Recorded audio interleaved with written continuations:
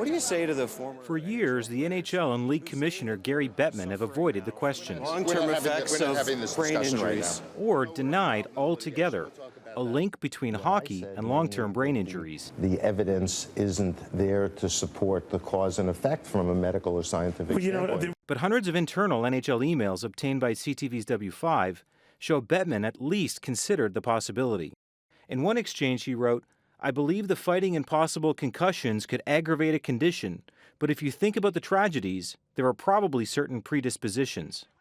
Deputy Commissioner Bill Daly went even further. Fighting raises the incidence of head injuries and concussions, which raises the incidence of depression onset, which raises the incidence of personal tragedies. Those emails from 2011 came after a string of NHL deaths. 3 so-called enforcers died within 4 months. Derek Bugard from a drug overdose. Rick Rippon and Wade Belak died by suicide. All 3 NHL fighters suffered concussions in their playing careers. Bettman, do you remember when we tried to eliminate the staged fights? The fighters objected, and so did the NHLPA. Eliminating fighting would mean these guys would not have NHL careers.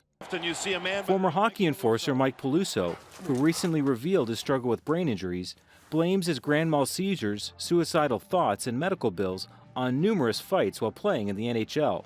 I wouldn't have played in this league. I'm telling you, with the seizure disorder and brain damage, I would not have played in this league. Peluso was one of more than 100 former players suing the NHL in U.S. federal court, accusing the league of putting profits ahead of player safety. An accusation also leveled at the NFL, which has been highly criticized for its handling of long-term brain injuries among football players. Something NHL Senior Vice President Gary Mahar referenced in a 2014 email.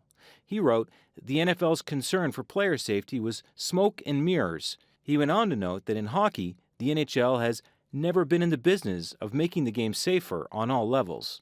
As recently as last week, the NHL disavowed any link at all between fighting and long-term brain injuries. Gary Bettman basically said, Lisa, hockey is not like football. But Rick, basically these emails clearly seem to indicate that as many as 5 years ago they were privately making that link. Yeah, that's right. And we now have access to nearly 300 court documents, everything from internal emails at the NHL, records of meetings, internal reports. And the lawyers in this case, for those players who are suing the league, they believe this is the smoking gun that is going to help them convince a jury. Now, I just want to highlight one that's getting so much attention tonight from your reporting. After a bad run of injuries, 2011, Bettman wrote to Brendan Shanahan, the NHL's chief disciplinarian. Bettman asks, any more concussions? Shanahan, not so far. Bettman, night is young. Yeah, that's right. And it's emails like this that these lawyers are going to use to try and show that Bettman and his colleagues just haven't taken head injuries seriously enough. All right. Rick Westhead, great reporting. I know you'll have more for us tomorrow night. Thanks for this tonight.